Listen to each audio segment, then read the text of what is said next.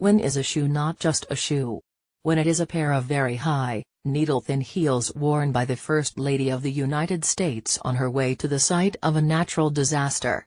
Then it becomes a symbol for what many see as the disconnect between the Trump administration and reality, another example of the way in which this president and his family continue to define appropriate their own way, and an excuse for partisan name-calling. Or so became apparent Tuesday morning when President Trump and his wife left the White House to fly to Texas for a briefing on the devastation caused by Hurricane Harvey, and Mrs. Trump appeared on the lawn in black pegged trousers, black shades, an olive-green bomber jacket, and her stilettos, now a trademark.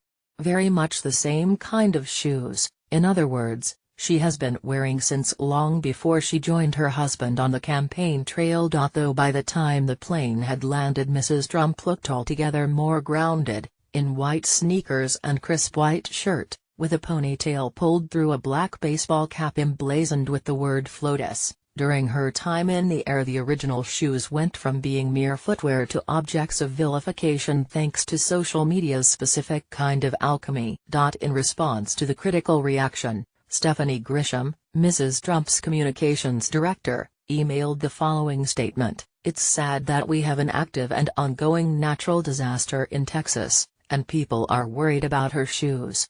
That's a fair point, to a certain extent.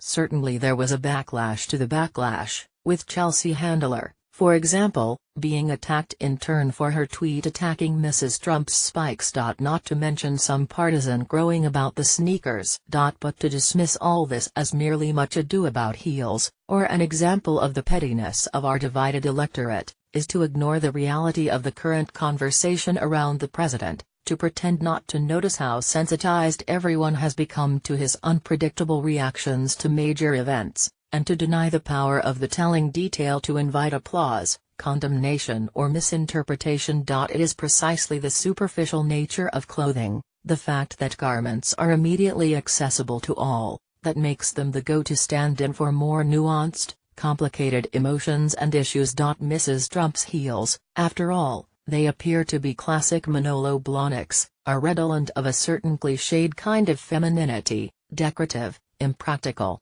expensive, elitist, all adjectives often associated with the brand Trump.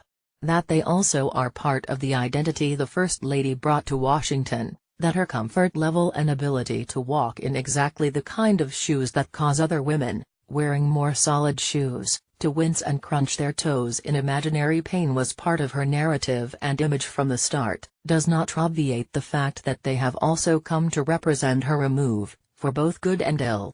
Women in the capital are generally more associated with sensible pumps than teetering patent leather numbers. This Mrs. Trump understands, which is why she changed into a more suitable costume, I use that word deliberately, for her arrival in Corpus Christi, Tex.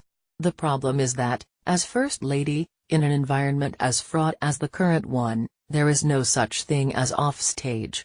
Even boarding a plane becomes a quasi-official moment in which all messaging, spoken or assumed, is mined for meaning. Mrs.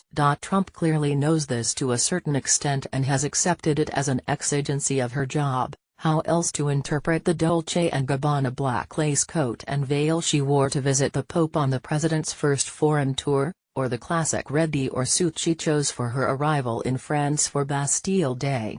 Or the fact that, while hosting Aki Abe, the First Lady of Japan, on Mrs. Abe's visit to Mar-a-Lago, she wore flat sandals for their tour of the Morikami Museum and Japanese gardens? When in Florida, the sharp point of the stilettos is that this kind of proactive analysis needs to be applied as consistently as possible across all public appearances, which, when you are in the White House, is all appearances.